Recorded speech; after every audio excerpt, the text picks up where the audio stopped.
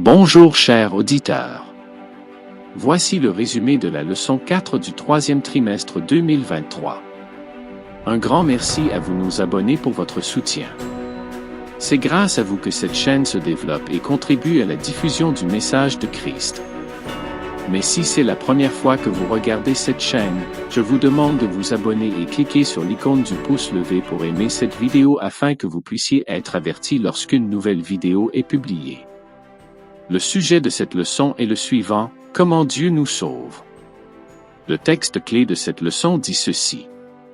Mais Dieu, riche en miséricorde, à cause du grand amour dont il nous a aimés, alors que nous étions morts dans nos fautes, nous a rendus vivants avec le Christ. Éphésiens 2 vers 4 à 5. Le 14 octobre 1987. Jessica M. Seclure, 18 mois, jouait dans le jardin de sa tante. Elle est ensuite tombée dans un vieux puits et s'est retrouvée coincée à 10 mètres sous terre. Son histoire à Midland, au Texas, a attiré l'attention des journaux télévisés du monde entier. Les gens ont vu le bébé Jessica dormir, pleurer, chanter et réclamer sa mère. Les gens ont vu les secouristes envoyer de l'air frais dans le puits jusqu'à Jessica. Enfin, 58 heures plus tard, les téléspectateurs ont vu les secouristes libérer Jessica du puits de 8 pouces de large dans lequel elle était enfermée depuis plus de 2 jours. Le photographe Scott Shaw a pris une photo de ce moment spécial. Plus tard, il a gagné un prix pour cette photo.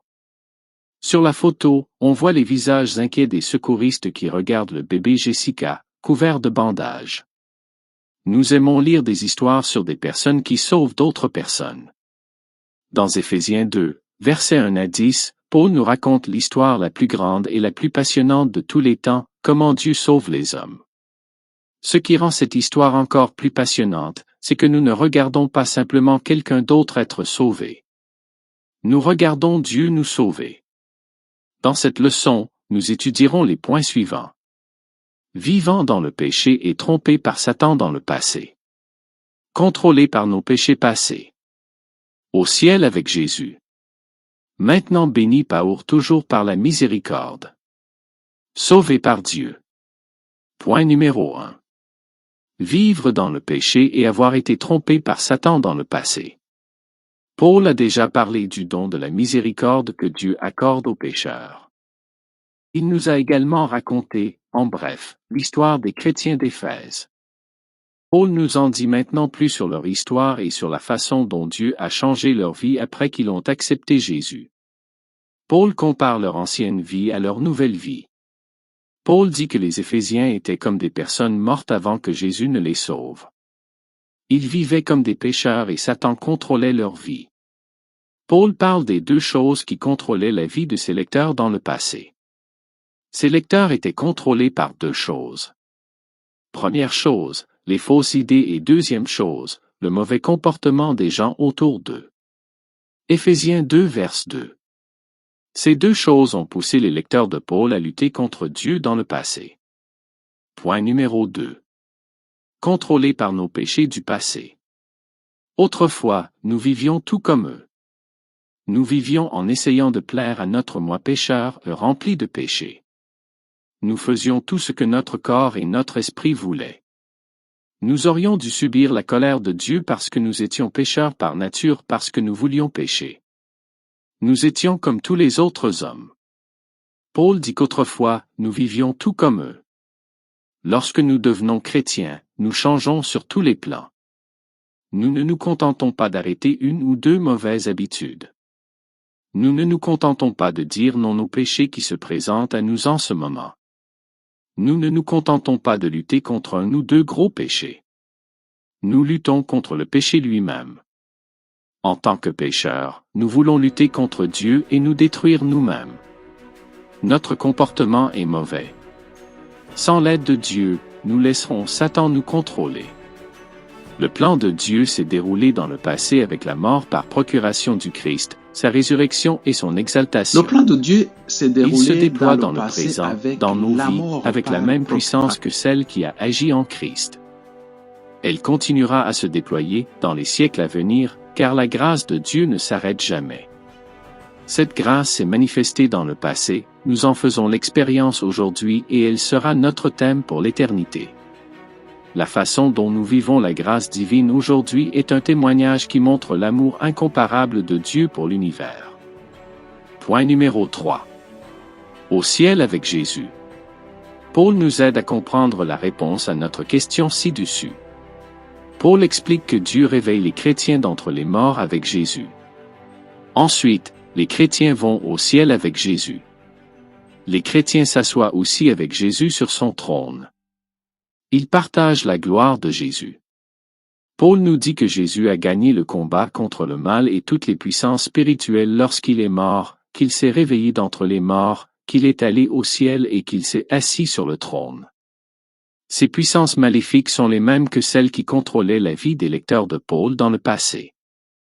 Mais maintenant, Jésus bat ces puissances maléfiques parce qu'il s'est réveillé d'entre les morts et qu'il est allé au ciel. Oui, ces puissances maléfiques continuent à mettre les humains en danger. Mais aujourd'hui, Jésus est plus puissant que Satan et que tous ces mauvais anges. Tout a changé. La victoire de Jésus sur le péché est une nouvelle très puissante et passionnante pour tous les chrétiens. Point numéro 4. Maintenant, béni à jamais par la miséricorde. Sauvés par la grâce. Nous devons comprendre que nous aurons toujours besoin de la miséricorde de Dieu. Il n'y aura jamais de moment où nous n'en aurons pas besoin. Dieu a envoyé Jésus pour nous sauver du péché. Du point de vue de Dieu, nous sommes en partenariat avec Jésus. Nous sommes en partenariat avec Jésus lorsqu'il se réveille d'entre les morts, lorsqu'il va au ciel et lorsqu'il s'assoit sur son trône. Nous faisons ces choses avec Jésus. Notre partenariat avec Jésus fait partie du plan de Dieu. Dieu a établi son plan de salut avant que le temps ne commence. Le plan de Dieu a commencé dans le passé et se poursuit dans l'avenir pour toujours.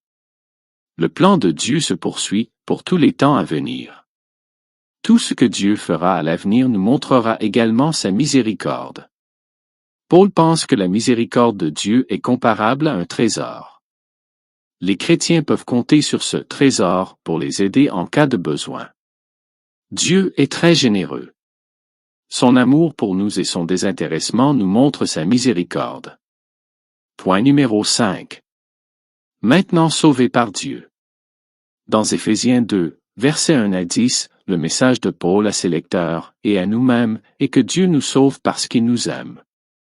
Dieu ne nous sauve pas à cause de notre bonne conduite. Dieu nous sauve par son Fils Jésus. Dieu nous sauve à cause de sa miséricorde. Dieu nous réveille de la mort spirituelle. Grâce à la miséricorde de Dieu, nous ne sommes plus esclaves du péché. Nous ne sommes plus morts. Après nous avoir réveillés de la mort spirituelle, Dieu nous montre sa miséricorde. Cette bénédiction ne dure pas qu'un moment ou un instant. Cette bénédiction d'être avec Jésus continue pour toujours. Dieu montrera sa miséricorde à ses enfants en Jésus, maintenant et pour toujours. C'est la fin de cette leçon. Veuillez partager cette leçon avec vos amis et votre famille. Que Dieu vous bénisse.